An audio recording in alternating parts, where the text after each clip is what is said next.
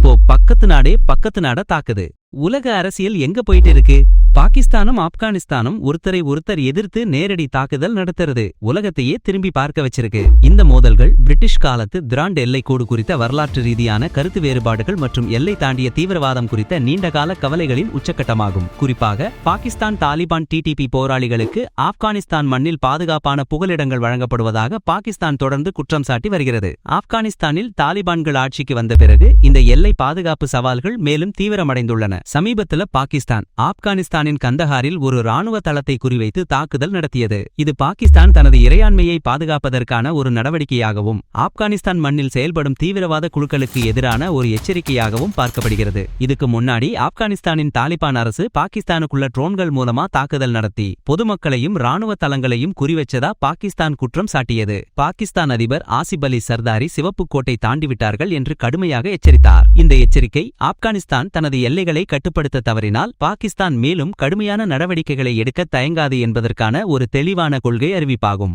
இந்த ட்ரோன் தாக்குதல்கள் உள்ளூரிலேயே தயாரிக்கப்பட்டவை என்றும் இலக்கை அடைவதற்கு முன் இடைமறிக்கப்பட்டதாகவும் பாகிஸ்தான் ராணுவம் சொல்லுது. ஆனாலும் விழுந்த பாகங்கள் குவெட்டா, கோஹாட், ராவல்பிண்டி போன்ற இடங்களில் பொதுமக்களையும் குழந்தைகளையும் காயப்படுத்தியிருக்கு. இது எல்லை பாதுகாப்பு குறித்த பாகிஸ்தானின் கவலைகளையும் ட்ரோன் தொழில்நுட்பம் தீவிரவாத குழுக்களின் கைகளில் விழுந்தால் ஏற்படும் அச்சுறுத்தலையும் எடுத்துக்காட்டுகிறது. கந்தஹாரில் உள்ள அந்த ராணுவ வசதி ட்ரோன் தாக்குதல்களுக்கும் எல்லை தாண்டிய கிளர்ச்சி நடவடிக்கைகளுக்கும் பயன்படுத்தப்பட்டதாக பாகிஸ்தான் சொல்கிறது. இது ஆப்கானிஸ்தான் மண்ணிலிருந்து பாகிஸ்தானுக்கு எதிரான அச்சுறுத்தல்கள் செயல்படுகின்றன என்ற பாகிஸ்தானின் நீண்டகால குற்றச்சாட்டுகளை உறுதிப்படுத்துகிறது. இந்த மோதல் பிப்ரவரி மாத இறுதியில் பாகிஸ்தான் ஆப்கான் மண்ணில் தங்கியிருக்கும் பாகிஸ்தான் தாலிபான் போராளிகளுக்கு எதிராக இராணுவ நடவடிக்கை எடுத்ததிலிருந்து தீவிரமடைந்துள்ளது. பாகிஸ்தான் ஆப்கானிஸ்தான் அரசு ISIL குழுவின் கோராசன் மாகாண பிரிவை ஆதரிப்பதாகவும் குற்றம் சாட்டுகிறது. இந்த ISIL குழு ஆப்கானிஸ்தானிலும் பாகிஸ்தானிலும் பல பயங்கரவாத தாக்குதல்களை நடத்தியுள்ளது. தாலிபான் அரசு டிடிபி மற்றும் ISIL உடனான தொடர்புகளை மறுத்தாலும் சர்வதேச சமூகமும் பாகிஸ்தானும் தாலிபானின் இந்த மறுப்புகளை சந்தேகத்துடன் பார்க்கின்றன.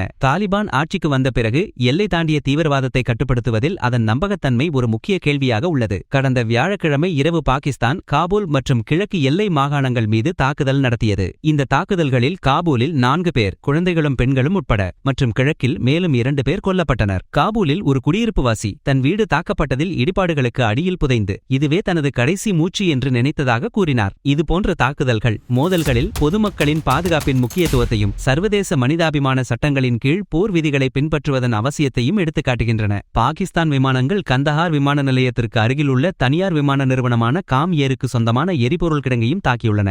இந்த எரிபொருள் கிடங்கு ஐக்கிய நாடுகள் சபை மற்றும் செஞ்சிலுவை சங்கம் போன்ற உதவி நிறுவனங்களுக்கு எரிபொருள் வழங்கியதாக விமான நிலைய அதிகாரி ஒருவர் தெரிவித்தார். இந்த தளத்தில் இராணுவ வசதிகள் இல்லை என்றும் அவர் கூறினார். மனிதாபிமான உதவிகளுக்கான விநியோகச் சங்கிலியை பாதிக்கும் இதுபோன்ற தாக்குதல்கள் பிராந்தியத்தில் ஏற்கனவே மோசமான மனிதாபிமான நெருக்கடியை மேலும் தீவிரப்படுத்தலாம் என்ற கவலையை எழுப்புகின்றன. இதற்கு பதிலடியாக ஆப்கானிஸ்தான் பாதுகாப்பு அமைச்சகம் தங்கள் படைகள் ஒரு பாகிஸ்தான் எல்லை புறக்காவல் நிலையத்தை கைப்பற்றி 14 வீரர்களை கொன்றதாக கூறியது. ஆனால் பாகிஸ்தான் இதை அடிப்படையற்றது என்று நிராகரித்தது. கிளர்ச்சியாளர் வலைப்பின்னல்களை அகற்றுவதற்கு பதிலாக கற்பனைகளை நெய்கிறது என்று ஆப்கான் மீது குற்றம் சாட்டியது. இது மோதலின் ஒரு பகுதியாக நிகழும் தகவல் போரையும் உண்மை நிலையை சரிபார்ப்பதில் உள்ள சவால்களையும் காட்டுகிறது. இந்த மோதல்கள் தீவிரமடைந்ததிலிருந்து குறைந்தது 75 பொதுமக்கள் கொல்லப்பட்டதாகவும் 193 பேர் காயமடைந்ததாகவும் ஐநா ஆப்கானிஸ்தான் மிஷன் தெரிவித்துள்ளது. இதில் 24 குழந்தைகள் அடக்கம் சுமார் 1,15,000 பேர் தங்கள் வீடுகளை விட்டு வெளியேற்றப்பட்டுள்ளனர். இது ஒரு கடுமையான மனிதாபிமான நெருக்கடியை உருவாக்குகிறது. சீன வெளியுறவு அமைச்சர் வாங் யி இரு தரப்பினரையும் பேச்சுவார்த்தை நடத்த வலியுறுத்தியுள்ளார். சீனா, பாகிஸ்தான் மற்றும் ஆப்கானிஸ்தான் ஆகிய இரு நாடுகளுடனும் நல்லுறவு கொண்டிருப்பதால் பிராந்திய ஸ்திரத்தன்மைக்கு அதன் பங்களிப்பு முக்கியத்துவம் வாய்ந்தது. இந்தியாவுக்கு பக்கத்துல நடக்கிற இந்த போர் உலக நாடுகளுக்கு என்ன சொல்லுது? இது வெறும் எல்லை பிரச்சனை இல்ல, அதிகார போட்டி. தெற்காசிய பிராந்தியத்தின் பாதுகாப்பு மற்றும் ஸ்திரத்தன்மைக்கு இது ஒரு பெரிய அச்சுறுத்தலாகும். இந்தியாவின் தேசிய பாதுகாப்பு நலன்களுக்கும் பிராந்திய வர்த்தகத்திற்கும் இந்த மோதலின் தாக்கம் இருக்கும். இரு நாடுகளுக்கும் இடையேயான இந்த மோதல் உலகளாவிய தீவிரவாத எதிர்ப்பு முயற்சிகளின் சிக்கலான தன்மையையும் பிராந்திய சக்திகளுக்கு இடையேயான புவிசார் அரசியல் சமநிலையை பராமரிப்பதில் உள்ள சவால்களையும் எடுத்துக்காட்டுகிறது.